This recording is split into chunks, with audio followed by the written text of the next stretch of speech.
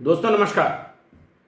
मैं आलोक शुक्ला अपनी YouTube channel पर आपका हार्दिक स्वागत करता हूं। आधुनिकता के इस दौर में पर्यावरण पर बात करना फैशन बनता जा रहा है, परंतु इस आधुनिक समय के बहुत पहले 1970 के दशक में केरल राज्य के पलक्कड़ जिले में केरल शास्त्र साहित्य परिषद नामक गैर शासकीय संस्था ने कुंती पूजा नदी पर प्रस्तावित एक जल विद्युत परियोजना के कारण साइलेंट वैली के खूबसूरत वनों को डूबने से बचाने के लिए एक बड़ा आंदोलन छेड़ा था, जिसे चिपको आंदोलन के समकक्ष भारत में पर्यावरण की रक्षा के लिए चलाया गया बड़ा जन आंदोलन माना जाता है। स्वतंत्रता प्राप्ति के बाद के जन आंदोलनों के वीडियो की श्रृंखला में आज हम इसी पर बात करेंगे। पर आगे बढ़ने के पहले मेरी चैनल को सब्सक्राइब कर लीजिए और बेल आइकॉन भी दबा दीजिए, जिससे हर नए वीडियो का नोटिफिकेशन आपको मिलता रहे। अगर वीडियो अच्छा लगे तो इसे लाइक और शेयर भी जरूर करिएगा। सन 1970 में केरला राज्य विद्युत मंडल ने मूक घाटी से बहने वाली कुंती पूजा नदी पर एक जल विद्युत परियोजना के लिए बांध बनाने का प्रस्ताव किया। इस बांध की डूब क्षेत्र में लगभग 8.3 वर्ग किलोमीटर का वन आ रहा था।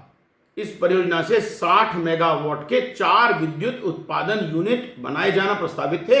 इसके अतिरिक्त मल्लपुरम और पालघाट जिलों में लगभग 100 वर्ग किलोमीटर क्षेत्र में सिंचाई भी की जानी थी।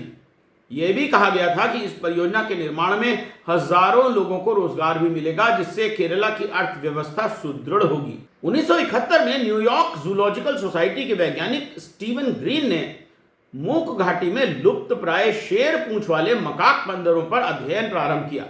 उन्होंने चिंता जाहिर की कि इस परियोजना से बंदरों की एक प्रजाति लुप्त हो जाएगी।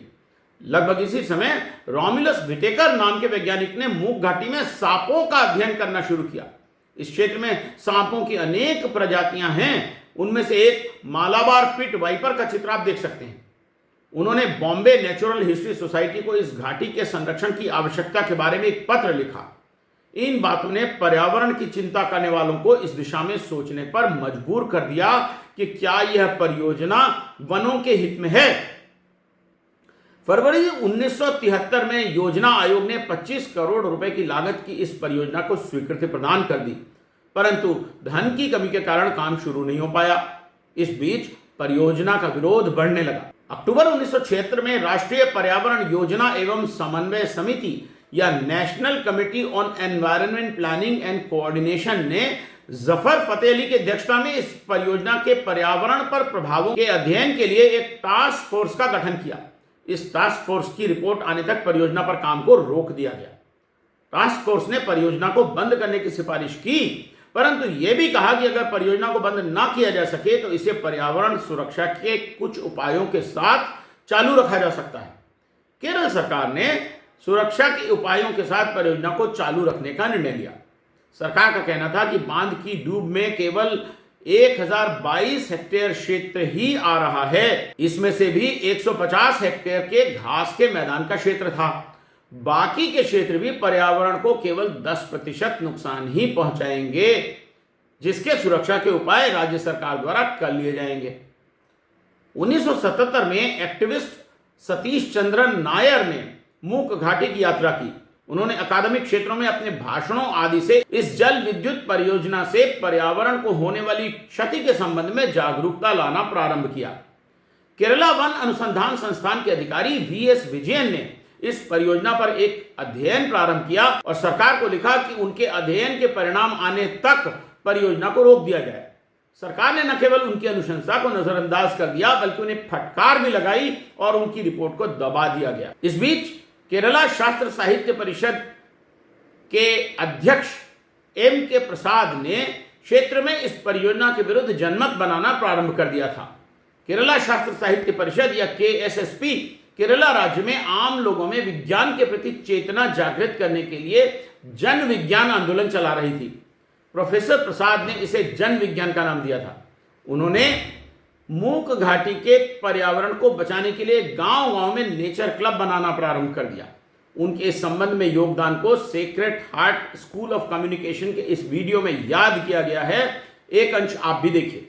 In the 1960s and 70s, Professor Prasad was the public face of the Kerala Shastra Sahitya Parishad, KSSP, the people's science movement in the state, when it addressed environmental issues like pollution, as well as attempts to destroy the precious tract of tropical rainforest known as Silent Valley. He spearheaded the historical Silent Valley movement in 1978 and was primarily responsible for saving this fragile rainforest ecosystem. He helped strengthening the KSSP's Integrated Rural Technology Center in Mundur, Palakkad district. Cochin natural history society के professor Jacob John ने युवाओं को प्रशिक्षित करना प्रारंभ कर दिया, परंतु राज्य सरकार इन सब से अप्रभावित परियोजना पर आगे ही बढ़ती रही। धीरे धीरे यह स्थानीय आंदोलन पर्यावरण पर राष्ट्रीय और अंतर्राष्ट्रीय बहस का कारण बन गया। सलीम अली, माधव गादगिल, सीवी राधाकृष्णन, एमएस स्वामीनाथन, सुब्रमण्यम स्वामी, सीताराम केसरी, पीलू मोदी और कृष्णकांत जैसे लोगों ने परियोजना का विरोध किया। बॉम्बे नेचुरल हिस्ट्री सोसाइटी और जियोलॉजिकल सर्वे ऑफ इंडिया जैसे संस्थानों ने भी परियोजना को रोककर इस क्षेत्र को राष्ट्रीय बायो रिजर्व घोषित करने की अनुशंसा की, परंतु तत्कालीन प्रधानमंत्री मोरारजी देसाई ने सारी अपीलों और अनुशंसाओं को रिजेक्ट करके परियोजना पर तत्काल कार्य प्रारंभ करने का आदेश दिया। जून 1979 में परियोजना पर तेजी से कार्य प्रारंभ कर दिया गया। अगस्त 1979 में प्रकृति संरक्षण समिति के एनवी वॉरियर, प्रोफेसर जोसेफ जॉन और पी गोपालकृष्णन नायर ने केरल उच्च न्यायालय में परियोजना के विरुद्ध एक याचिका दायर की। इसके बाद साइलेंट वैली संरक्षण समिति और केरल शास्त्र साहित्य परिषद ने पूरे राज्य में परियोजना के विरोध में रैलियां, डिबेट, सेमिनार आदि करना प्रारंभ कर दिया, जिसके कारण इस विरोध ने एक जन आंदोलन का रूप ले लिया।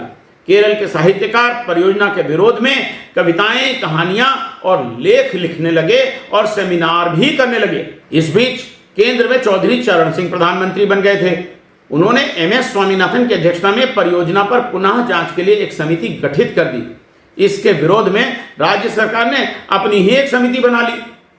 जनवरी 1980 में केरल उच्च न्यायालय ने याचिका को खारिज कर दिया। इस बीच कुछ एक्टिविस्ट केरल की राज्यपाल से मिले और उनसे इस मामले में इंटरवीन करने की गुहार भी लगाई। इस परियोजना में मीडिया की भूमिका पर भी सवाल उठते रहे हैं।